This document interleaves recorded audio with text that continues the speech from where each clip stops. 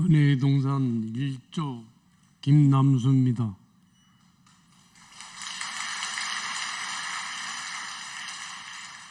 국민학교 시절 삼촌을 따라 가끔씩 교회를 나간 적이 있었습니다. 그 시절 교회는 많지 않았고 집과 가까운 교회를 갔었는데 빵과 과자를 줘서 간 적이 있습니다. 그 후 성장하여 어른이 되었어도 신앙생활과는 멀리 하였습니다. 성경, 종교에 대한 개념은 더욱 없었습니다. 그 후 결혼하여 살아오면서 작은 딸이 먼저 주님을 믿으며 우리 가족을 전도하여 큰딸과 사이도 은평교회에 나오게 되었고 우리 부부도 함께 교회에 나가게 되었습니다. 그러면서 몇 년을 주일만 지내다가 하는 일이 바쁘다며 세상 일에 관심이 더 컸습니다. 나중에는 교회와 멀어지며 쉬던 중에 지난 4월 중순경에 큰사이 1조 성김이의 A4 용지 5장짜리 편지를 받았습니다. 교회에 나왔으면 하는 편지였습니다.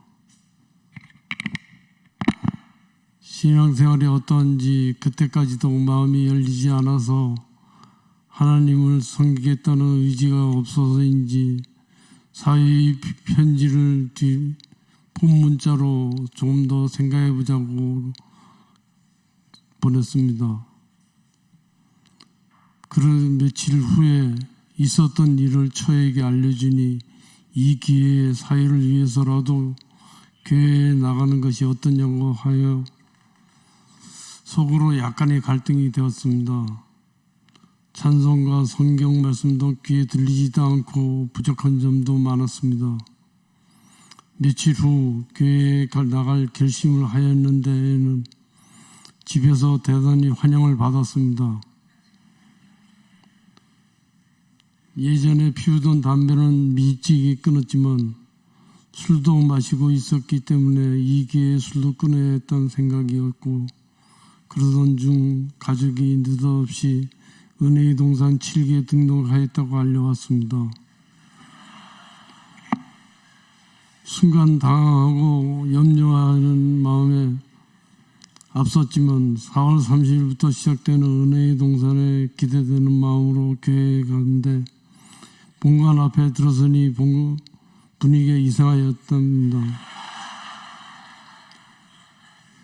교회 입구부터 여러 성도들이 나와서 박수로 환영하며 기뻐하였고 그런가 하면 다른 성김이가 더 와서 명찰을 가슴에 걸어주며 반갑다고 맞아주는 것이었습니다. 참으로 쑥스럽고 그렇습니다. 식당으로 안내를 받아 저녁 식사를 함께하고 본당 4층에 가서 찬양을 부르며 담임 목사님의 귀한 인사와 설교를 들었는데 예수님은 누구신가? 교회는 머리이고 주님이 주인이시다. 예수를 바로 알고 믿으면 변화가 된다라며 말씀하시는데 가슴에 뭔가 뭉클한 게 다가왔습니다. 이후 소그룹방 모임에 이동하여 12명이 각자 자기 소개하고 1일차 모임을 감사하게 마쳤습니다. 매주 만날 때마다 팀원의 얼굴이 낯익고 리더이신 이종훈 목사님의 은혜되는 말씀과 팀원들 간의 교회와 성령에 대한 여러 가지 즐겁게 발표하면서 귀 기울여 듣는데 조금씩 이해가 되며 주님의 사랑이 느껴졌습니다. 이후 5월 9일 이슨 수련회에서는 처음으로 기도문을 작성하여 주님께 기도를 하였습니다.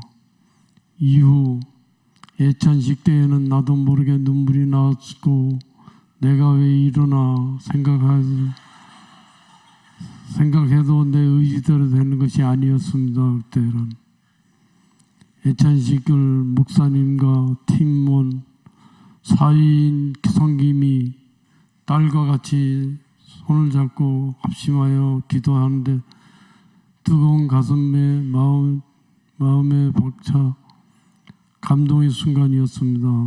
그리고 담임 목사님의 안수 기도로 축복을 받기도 하였습니다.